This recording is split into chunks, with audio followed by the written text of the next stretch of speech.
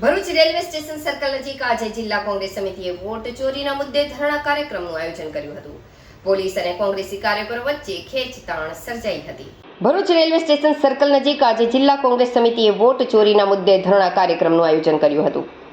કાર્યક્રમ શરૂ થતાં જ પોલીસે સ્થળ પર પહોંચી કોંગ્રેસના આગેવાનો અને કાર્યકરોને ઘેરી લીધા હતા.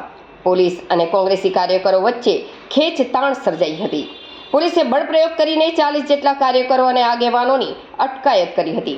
આ કાર્યક્રમ રાજ્યભરમાં કોંગ્રેસના વિરોધ પ્રદર્શનનો એક ભાગ હતો.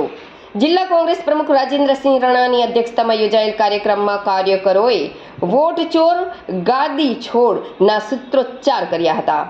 રણાએ આરોપ મૂક્યો કે શાંતિપૂર્ણ કાર્યક્રમમાં ભાજપના ઇશારે પોલીસે બિનજરૂરી બળપ્રયોગ કર્યો હતો. કાર્યક્રમમાં શહેર પ્રમુખ સલીમ અમદાવાદ, યુથ કોંગ્રેસ પ્રમુખ શકીલ અકુજી, યુવા આગેવાન શેરખાન પઠાણ, પાલિકા વિપક્ષના નેતા શમશાદ અલી સૈયદ અને મીડિયા પ્રવક્તા નાઝુ ફળવાળા સહિત મોટી સંખ્યામાં કોંગ્રેસના કાર્યકરો હાજર રહ્યા હતા. વોટ ચોર ગાડી ચોર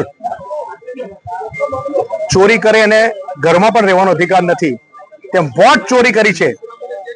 પોતાનો હક, દરેક હિન્દુસ્તાનનો એક હક છે, તેને ચોરી કરેલી છે અને એક દિવસ પણ સત્તા પર રહેવાનો અધિકાર નથી.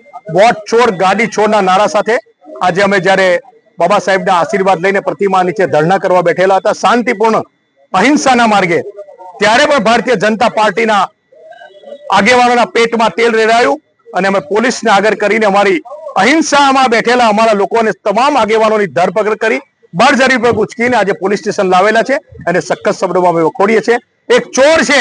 હું પોલીસને પણ કહેવા માંગુ છું કે ચોર ચોરી કરે તો એની પાછળ તમે 24 કલાકમાં ધરપકડ કરો છો, તો આ તો હિન્દુસ્તાનના એક યુવાની, એક બુઝુર્ગની વોટની ચોરી કરેલી છે. એની સૌથી પહેલા દેશમાં પ્રાઇમ મિનિસ્ટરની ધરપકડ થવી જોઈએ. આ પોલીસે એની ચોરી પકડવી જોઈએ અને એની ધરપકડ થવી જોઈએ, એ માંગણી પણ કરીએ છીએ. વોટ ચોર ગાડી ચોર.